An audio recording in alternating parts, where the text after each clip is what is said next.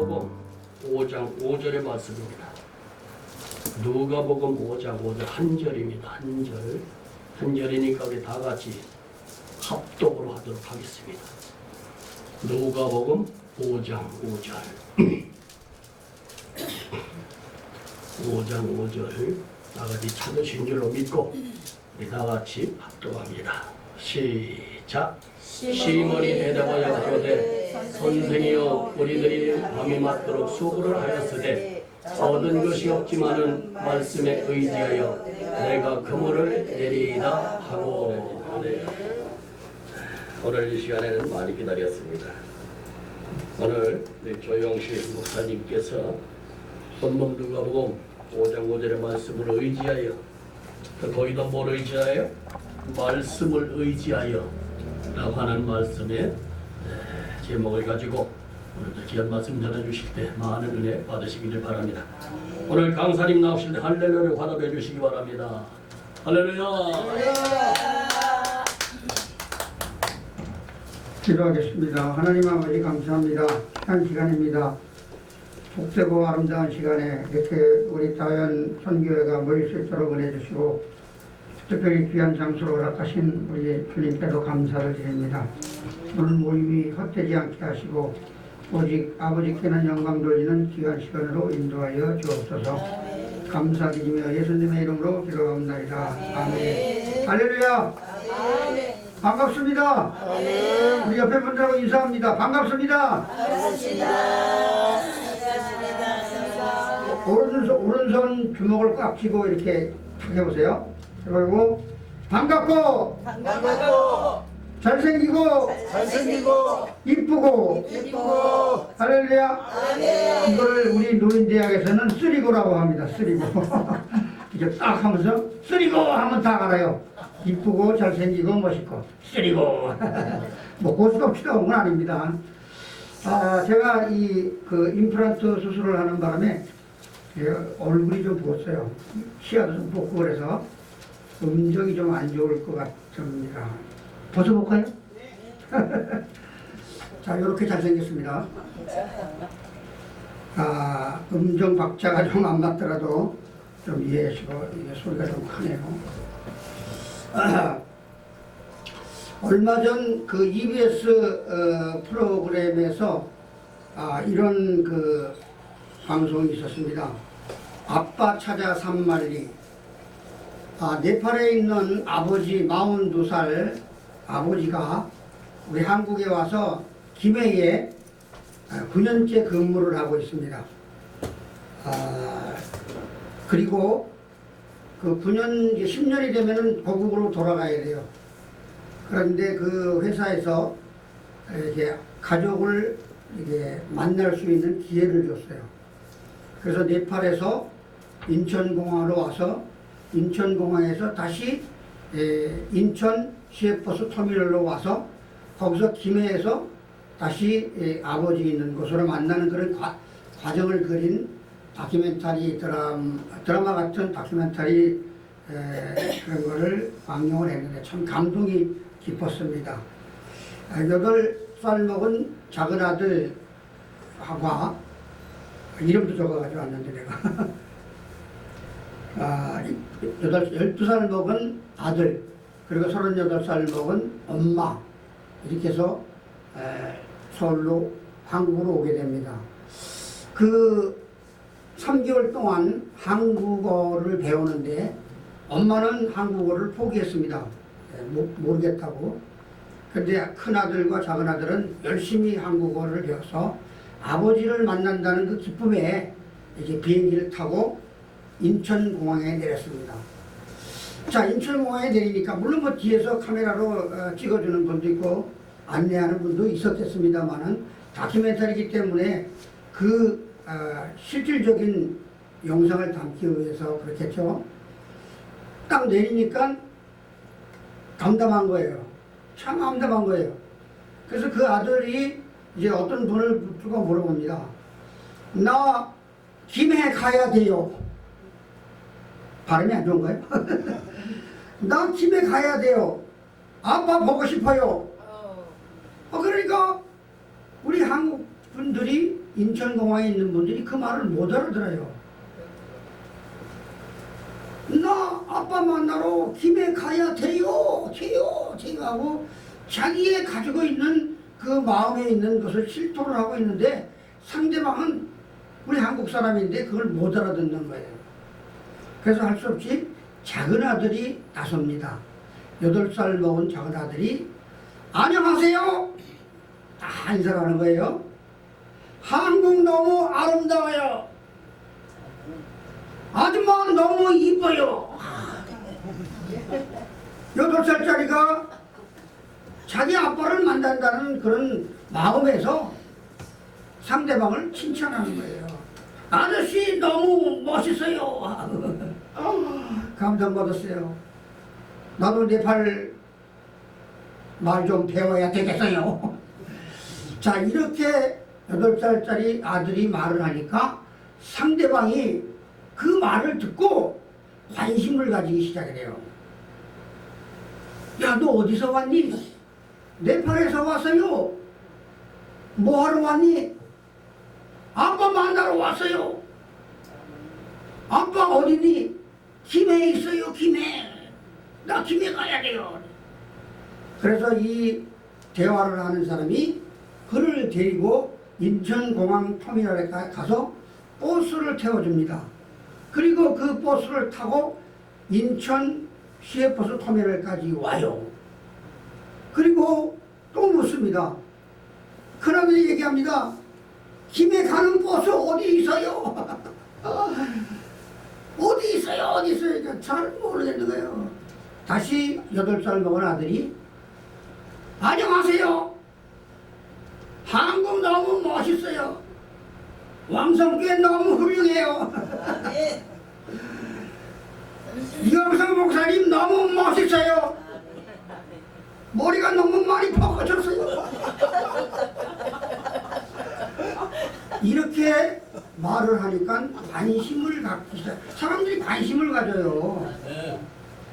그래서 이 가족이 이제 김해까지 도착을 해서 공장까지 가게 됩니다. 그 공장 사장이 이제 그를 만나는 장면을 연출하기 위해서 이 아버지 42살 먹은 아버지가 네팔에서 학교 선생이었었어요. 교사. 초등학교, 중학교, 고등학교를 담당하는 교사였었는데 그 고등학교 선생을 재현하기 위해서 학교로 데려갑니다. 국민학 초등학교로. 그래서 막 강의를 하고 있는 도중에 강의를 하고 영어로 하더라고요. 네팔이 영어권에 있으니까. 그러니까 그 학생들하고 이렇게 소통을 해요. 영어로 했다, 한국어로 했다. 소통을 하면서 그 학생이 물어보는 거예요. 선생님, 누가 제일 보고 싶어요? 그러니까 이 아빠가 우리 아내와 아들, 거기도 한국처럼 처자식이 먼저 나오더라고. 우리 한국 사람들 물어보면 처자식이요. 뭐 맛있는 거 먹으면 처가 생각이 나고 그 다음에 자식 생각이 나고 똑같아요. 그래서 그 만나는 장면을 다큐멘터리로 봤습니다. 그러면서 제가 느낀 것은 뭐냐면 그래, 말은 잘해야 된다는 것이죠. 상대방의 호감이 가도록, 상대방이 관심을 가질 수 있도록, 또 상대방이 나에게 친절을 베풀 수 있도록 그렇게 말을 잘해야 된다는 걸 느꼈습니다. 그런데 우리 한국에, 우리 전부 다 한국 분입니다만은 특히 전도할 때 보면은 전도지를 주면서 예수 믿으세요. 예수 믿고 천국 가세요. 거의 이런 그 대화가 제일 많은 것 같아요. 그래서 저도 느낀 것이 말을 잘해야 되겠구나. 말을 이쁘게 해야 되겠구나. 저하고 가까이 있는 분들은 전부 연세 드신 어르신들이기 때문에 더욱더 말을 이렇게 조심스럽고 또 친절하고 아름답게 하기를 노력을 하고 있습니다. 오늘 우리 목사님께서 공독해 주신 말씀을 보니까 시몬이라는 사람이 나옵니다. 그리고 예수님이 시몬과 대화하는 장면이 나와요. 아마 이때가 AD 한 66년 정도 된다니까 예수님과 동시대에 살았던 사람들이에요. 시몬이라는 이름은 히브리어 이름입니다. 슐몬이라는 히브리어 발음을 우리 한국 발음으로 하다 보니까 시몬이라고 됐어요. 시몬이라는 그 이름의 뜻은 잘 듣다입니다. 듣는 것을 잘한다는 그런 뜻을 가지고 있는 이름이어서 아마 이때 당시에 구약시대와 신약시대가 가깝기 때문에 시몬이라는 이름을 쓰지 않았나 이렇게 생각이 들어가는 거죠. 그리고 헬라식 이름은 베드로예요. 베드로는 반석이다, 바위다, 뭐 돌이다 이런 뜻도 갖고 있지만 잘 보다라는 뜻도 가지고 있어요. 그래서 나중에는 시몬이 잘 듣고 잘 보는 관계로 예수님의 아주 으뜸 가는 제자가 되지 않았나 이렇게 생각이 듭니다. 그래서 예수님께서 시몬에게 말씀하십니다. 말씀을 마치시고 시몬에게 이르시되 깊은 데로 가서 그물을 내려 고기를 잡으라 이렇게 말씀을 하시죠. 그리고 시몬이 바로 답을 하는데 시몬이 대답하여 이르되 선생님 우리들이 밤이 새도록 수고했을 때 잡은 고기는 없지만은 말씀에 의지하여 내가 그물을 내리니나이다. 아마 이때는 시몬이 그 예수님을 상당히 신뢰했던 그런 시대인 것 같습니다. 아마 예수님을 신뢰하지 못했더라면은 자기가 어부고 또 여러 가지 경력도 많고 기술도 좋은 그 어부가 왜 예수님 말씀을 들었겠냐 이거죠. 그래서 깊은 데로 가서 그물을 던지겠나이다 하고 말씀을 의지하게 됩니다. 그리고 깊은 데 가서 그물을 던졌더니 정말 고기를 잡았는데 많이 잡았어요. 얼마를 잡았죠? 몇 마리를 잡았죠? 153마리라는 그 엄청난 고기를 잡았습니다. 자, 이렇게 말씀을 의지할 수 있는 그 자신에 대한 어떤 그런 마인드, 그리고 내 말을 의지할 수 있게끔 하는 그 예수님의 그런 언어 능력, 아마 이것이 그때 당시에 시몬과 베드로의 대화 내용이었을 것이라고 저는 생각합니다. 저는 요즘 성경의 역사와 그리고 성경의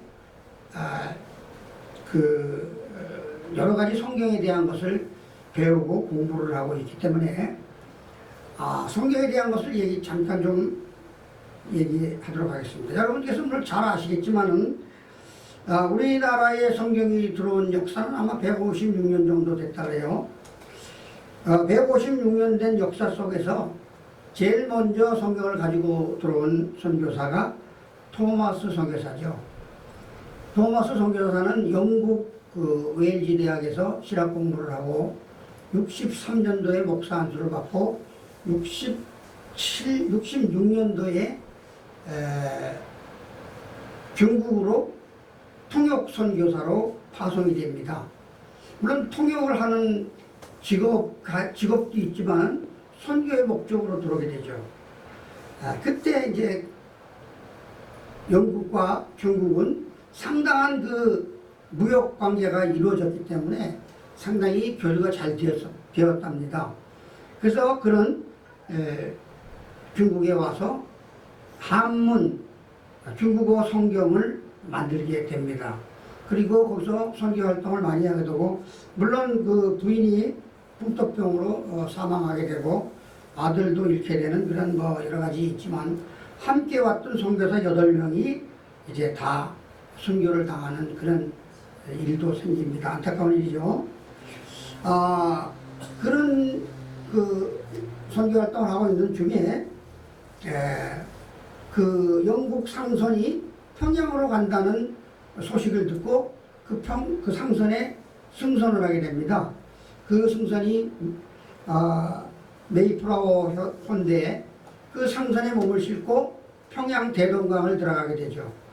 그 들어가는 그 과정에서 이제 모래섬에 부딪혀서 좌초가 되고 그 조선 우리 군 병력에 의해서 배가 불타고 여러 가지 사건들이 생깁니다. 그때 당시는 대원군이 세국 정책을 썼기 때문에 외국 사람들은 우리나라에 들어올 수가 없다. 상선이 됐든 뭐가 됐든 들어올 수가 없다는 그 정책 때문에 그 토마스 선교사가 칼에 맞아 죽습니다. 순교를 하게 되죠. 그 칼에 맞아 순교하는 그 시간까지 피를 흘리면서 자기 품에 가지고 있던 성경을 이제 그 자기가 칼을 찔른 박청곤이라는 사람에게 전해줍니다. 그리고 순교를 하게 돼요. 26살에 아까 청춘 나이에 순교를 하게 돼서 그것이 우리나라에 처음 들어온 성경인데 그 박청곤이라는 사람이 무서우니까 이 성경을 자기 부하 박영식이라는 사람한테 전해줘요. 그래서 그 박영식이가 그것을 감춰뒀다가 조금 좀 이게 시국이 안정된 다음에 그 성경을 찢어서 자기 벽에다 도배를 합니다. 그리고 세월이 흘러서 이제 그 박청원이도 물론 나중에 예수를 믿고 장로가 되고 박영식이도 이제 그 성경을 지나다니면서 읽다가 은혜를 받아서 교회를 세우는 영주가 됩니다. 그래서 교회 이름이 넉다리 교회인데 그 교회를 처음 세우게 되죠. 영주라는 제도는 지금 말하자면 강도사, 목사를 보필하는 사람을 영주라고 그랬다고 합니다. 그게 첫 성경인데 사실은 그 성경이 우리나라에 퍼지지를 못하죠. 그리고 마백 선교사라는 선교사가 들어오게 되는데 그분도 한문 성경을 가지고 왔기 때문에 성공을 못해요. 그러다가 스코틀랜드 선교사 존 노스 선교사라는 분이 우리나라에 오게 됩니다. 물론 중국을 거쳐서 백령도에 가서 선교 활동을 하면서 한글어를 배우죠. 조선어를 배우게 되는데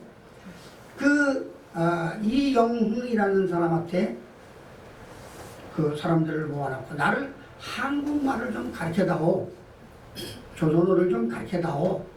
그래서 거기서 조선어를 배우기 시작합니다. 그래서 이 한국이 아니죠. 그때는 조선의 그 여러 가지 계급 사회 그리고 생활관 많이 이렇게 익히고 됩니다. 그리고 이 역시 이제 평양으로 돌아서 선교 활동을 하는데 내가 조선어로 된 성경을 만들어야 되겠다 하는 그런 다짐을 가지고 이제 마태복음, 마가복음, 누가복음, 요한복음, 그 쪽복음 4가지를 한국어로 이제 조선어로 이제 집필을 해서 성경이 만들어집니다. 이제 그 가운데서 하나를 소개하자면 오늘 누가복음 5장 5절에 있는 말씀인데 이 존 노스 선교사가 어느 그 농민을 만나서 대화를 합니다. 이러한 일이 있었다. 그리고 예수가 있었다. 그 예수라는 말이 중국말로 하면 야소의 야소. 그 토마스 선교사가 순교를 당하면서 그 전해주게 된 동기가 뭐냐면 그냥 줬으면 아마 안 받았을 거예요. 근데 순교하는 그 시간까지 야소, 야소, 야소 하면서 소리를 지르는데 이 야소라는 게 도대체 뭔가 하고 받아든 것이 바로 성경이야. 아마 그 말도 어쨌든 박철권이라는 사람한테 어떤 호감이 갔기 때문에 받았지 않았나. 그래서 세월이 흘러서 이제 존 노스 선교사가 오게 되고 존 노스 선교사의 한국식 이름은 나요한이라는 이름을 가지고 활동을 했습니다.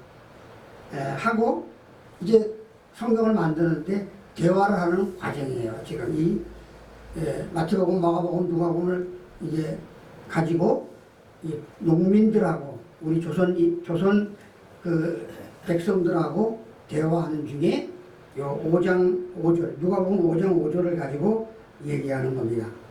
시몬이 누구야? 조선 사람이 물어봅니다. 예수님하고 잘 아는 사람.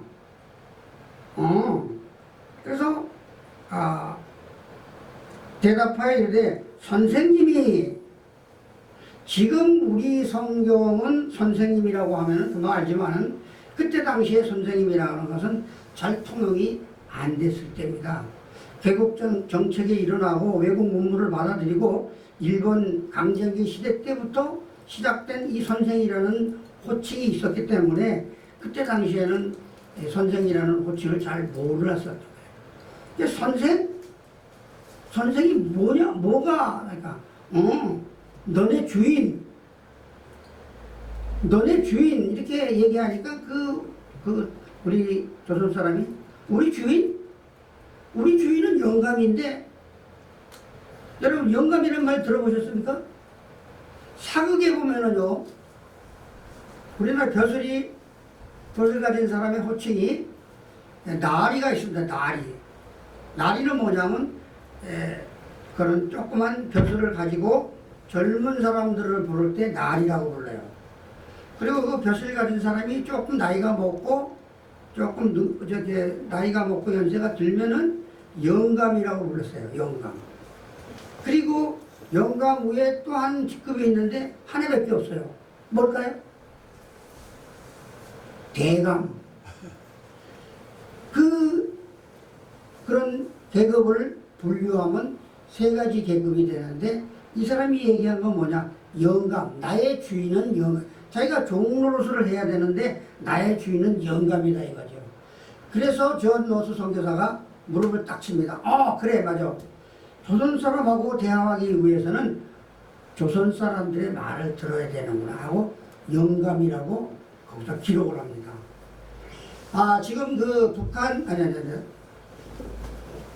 선교자의 소리라는 단체에서 발간하고 있는 성경이 많아요. 상당히 많습니다. 거기서 그때 당시에는 이 쪽복음 4개를 영감으로 기록을 했었어요. 근데 세월이 지나고 지금 이제 개혁 성경, 존 로스역 성경일 때는 이게 영감으로 기록되어 있다가 개혁 성경이 나오면서 선생으로 바뀌어지는 겁니다. 그래서 다시 지금 선교자의 소리 그 단체에서 다시 옛날 성경을 만들자 하고 있어요.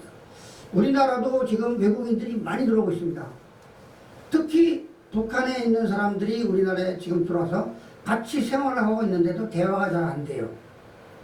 그래서 조선어 스터디 성경을 발간을 해가지고 미국도 아니고 필리핀도 아니고 대만도 아닌 우리 조선 사람, 북한 사람이 읽을 수 있도록 성경을 만들어서 나왔어요.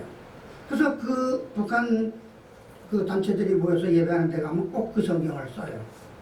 우리나라에 지금 통용되고 있는 성경이 근 한 10개 정도가 됩니다. 로스 성경이 1887년에 들어와서 그 로스 성경이라는 쪽복음 4개가 들어왔고요. 그리고 1938년에 개혁 성경, 지금 우리가 개정 성경 쓰기 전에 성경을 썼던 것이고, 그 다음에 1961년에 다시 개혁 성경이 이제 편찬이 됩니다. 그리고 1998년에 지금 쓰고 있는 개정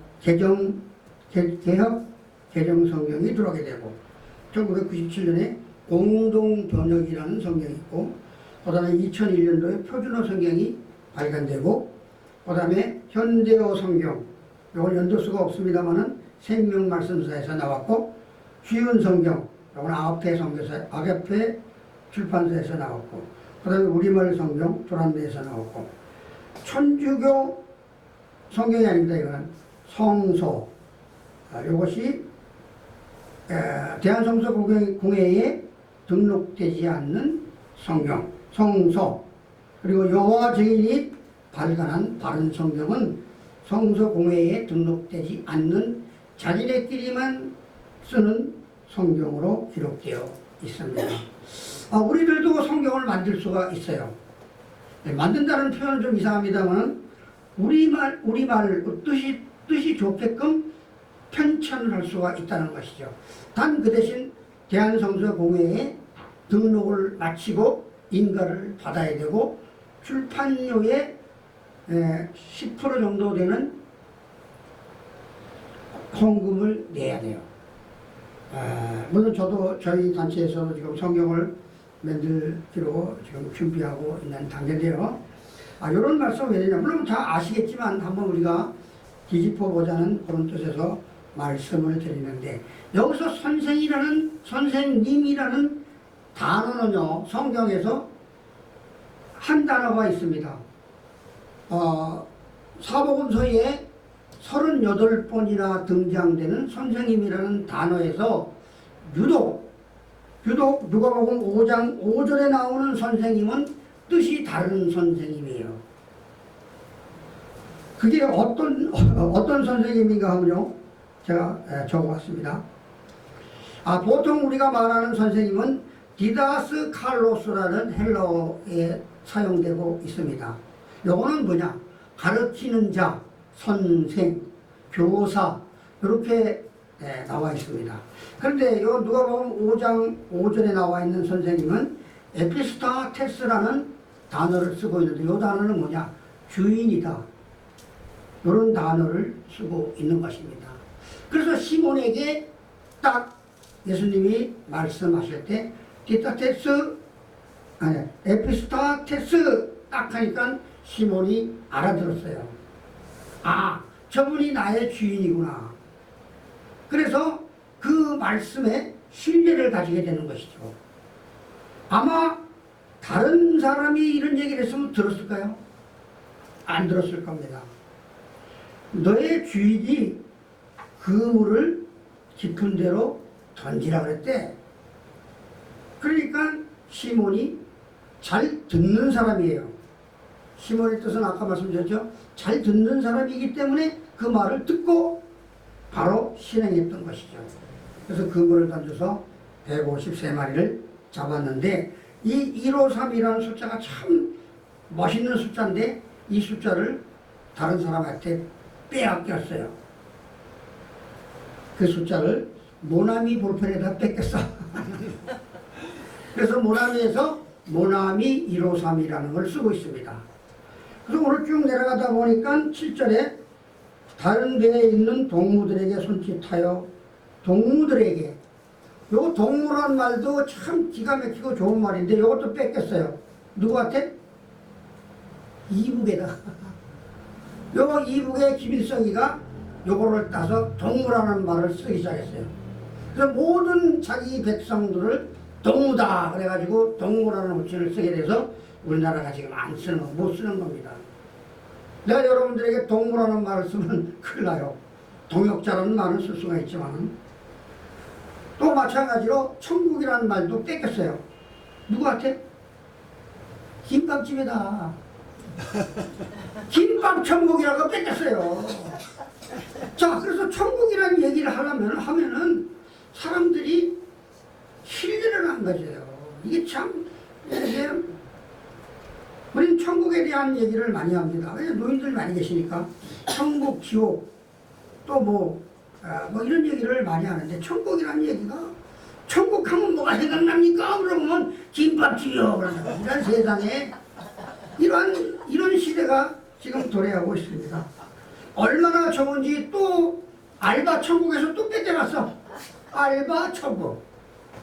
하여튼 그렇습니다만은, 이렇게 해서 우리나라에 전해지는 성경, 쪽복음 4개가 이제 많이 전해지게 돼서 오늘날에 이르게 된 것입니다.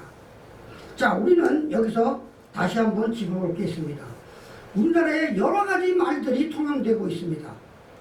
물론 영어, 일어, 중국어 많이 통용되고 있고, 각 나라 사람들이 많이 들어와 있고, 뭐 필리핀, 대만, 인도네시아, 파키스탄, 외울 수도 없는 그 사람들이 지금 한국어를 배우기 위해서 막 애를 쓰고 있어요. 근데 과연 우리는 지금 뭐를 해야 되느냐. 여러분, 경악을 금치 못하는 영화 넷플릭스라는 게 등장을 합니다. 넷플릭스 아십니까? 넷플릭스라는 것은 인터넷과 영화가 합성된 합성어예요. 그러면 영화도 인터넷에서 볼 수가 있다는 거예요. 영화는 그 전에 인터넷에서 못 봤어요. 그래가지고 오징어 게임이라든가 수리남이라든가 이런 영화들이 인터넷을 타고 막 돌아다닙니다. 근데 거기서 분통 터질 일이 뭐냐 하면은 성도들이, 크리스찬들이 곤욕당하는 거라든가 아주 몹쓸짓을 한다든가. 수리남이라는 영화에서는요, 그 마약 왕인데 우리나라에서 동호회를 가서 아프리카 수리남에 정착을 해서 거기서 마약 왕국을 이루는 사람이에요. 그 수리남 대통령하고 결탁을 하고 해서 아주 세계 최대의 마약 왕국을 이루는 그런 영화인데, 그 마약 대장이 누구냐 하면 목사예요, 목사. 목사로 만들어서 그 목사가 주일날은 성도들 데려놓고 평화스럽게 예배를 드리는데, 마약 거래할 때는 그 모든 성도가 다 마약에 하는 그런. 내가 이걸 보고 막 분통이 터져가지고 하루 종일 밥을 못 먹었어요. 이걸 어떻게 할 방법이 없잖아요. 그것은 아니더라도 우리가 해야 될 일은 뭐냐. 이 언어, 이 말, 대화, 이런 것이 좀 잘 돼야 좋겠는데, 이 말이 지금 많이 떠도는 이 세상 가운데서 과연 어떻게 해야 되느냐 이거죠. 뭐 조만간에 어떤 좋은 일들이 나오겠습니다만은, 그러나 이 기독교계에서 좀 더 해서 우리에 맞는 그런 언어. 지금 그 젊은 사람들, 저도 뭐 아들이 있습니다만은, 아들이 이제 커가지고 뭐 그런 시대는 지났습니다만 대화가 안 돼요. 자기네끼리 하는 비속어, 자기네끼리 하는 언어, 뭐 말하지도 못해. 지네끼리만 알아들어요. 그리고 글씨를 써보질 않아가지고 받침이 없어요. 받침을 몰라요. 그런 애들이 어떻게 성경을 탐독을 할 수 있겠으며 어떻게 이 성경을 이해할 수 있나, 참 고민하지 않을 수가 없습니다. 우리 뭐 선조분들은, 우리 선배분들은 진짜 피나는 노력과 순교의 정신으로 이 기독교계를 이어왔는데, 과연 우리라도 이제 더욱더 분발해서 해야 되지 않을까 생각을 합니다. 이 누가는 그때 당시에 의사였었어요. 아주 그 머리가 명석한 의사였었고, 진짜 예수를 잘 따르는 그런 아주 비장한 그런 사람이었어요. 그리고 예수님의 치유사역에 대해서 관심이 많았기 때문에 더군다나 이 예수에 대한 그것을 많이 관심을 가졌던 겁니다. 그래서 이 누가복음을 쓸 때 뭐라고 썼냐? 에피스타테스, 이것은 가르치는 사람을 떠나서 주인이라는 거죠. 지금은 선생님 하면 만나서 모르는 사람 할 때도 선생님이에요. 선생님 반갑습니다. 근데 그 명칭은 조금 좀 아는 것 같아요. 왜냐하면 중국에서 선생이라는 것은 먼저 선 날생, 먼저 난 사람을 선생이라고 하는데, 우리는 그냥 잘 모르면 선생이에요. 선생님 반갑습니다. 뭐 이런 것도 좀 우리가 관심을 좀 가져야 되고, 베드로 역시 주님의 1등 제자가 돼서 예수님을 잘 따르는 그런 사람이 되고, 나중에 베드로 전서와 후서를 쓰게 되죠. 그때가 AD 64년경이니까 예수님이 순교하시고 난 다음에 썼던 것이 바로 겁니다. 환난 가운데서도 성도를 위로하고 구할 수 있는 일을 하겠다. 그리고 두 번째, 다가올 박해를 극복하기 위해서. 우리도 지금 박해를 당하고 있는 거예요. 지금. 보이지 않는 박해가 지금 얼마나 심한 줄 아십니까? 저희 아들도 목사입니다. 젊은 20대, 30대 청년들을 모아놓고 예배를 하는데, 가끔 가서 이렇게 대화 나누면 대화가 안 돼요. 그래서 가급적이면은 그들이 알아들을 수 있는 대화를 해서 좀 잘 좀 인도해주라. 그것이 네가 할 일이다. 그리고 세 번째는 영주주의자들과 거짓 교사들을 경계하기 위해서. 그리고 네 번째는 재림에 대한 확신을 가지기 위해서. 이게 베드로전서와 베드로후서에 기록되어 있는, 베드로가 기록된 성경이에요. 오늘 이렇게 귀한 자리 허락하셔서 감사드리고요. 또 그리고 다원연합선교회가 참 복되고 아름다운 일을 많이 하고 있습니다. 저도 오래전부터 알았고, 특별히 우리 용화순 목사님을 비롯해서 우리 송 회장님도 잘 오래전부터 알았는데요. 예, 우리 선교회가 좀 더 이런 데 신경을 써서 우리 다음 세대에 정말 아름다운 그런 성경을 물려줄 수 있는 말씀을 전하는 말. 말씀과 말은 어떻게 다를까요? 말씀은 존칭어를 붙인 거고 말은 존칭어를 안 붙인 거겠죠. 그러니까 하나님 말씀을 전하는 말, 저는 이거를 굉장히 강조를 하고 있습니다. 그래서 다음 세대에는 뭐 성경을 편찬해도 될 것 같아요. 한국 성서 공회에서 2단의 그런 뜻만 아니면 얼마든지 편찬을 할 수가 있다니까 편찬을 해서 우리 자손들에게, 후배들에게, 또 다음 세대에게 아름다운 말씀을 전해주는 말이 될 수 있기를 우리 모두가 합심해야 될 줄 믿습니다. 믿습니다. 기도하겠습니다. 하나님 아버지 감사합니다. 정말 이렇게 아름다운 시간 속에서 우리들 마음을 한번 되새길 수 있도록 은혜 주심을 감사드립니다. 특별히 다원 연합선교회가 명실공히 하나님 앞에 충성된 청지기로서의 삶을 살아가게 부족함이 없도록 인도하시고, 특별히 다음 세대에 그 말씀을 전하는, 말씀을 남겨놓는, 말씀을 재산의 가치로 생각하는 젊은 세대들, 다음 세대들에게 우리 말을 잘 전할 수 있는 아름다운 기회가 있게 하여 주옵소서. 오늘 귀한 시간을 허락하신 주님께 감사드리며 예수님의 이름으로 기도하옵나이다. 아멘.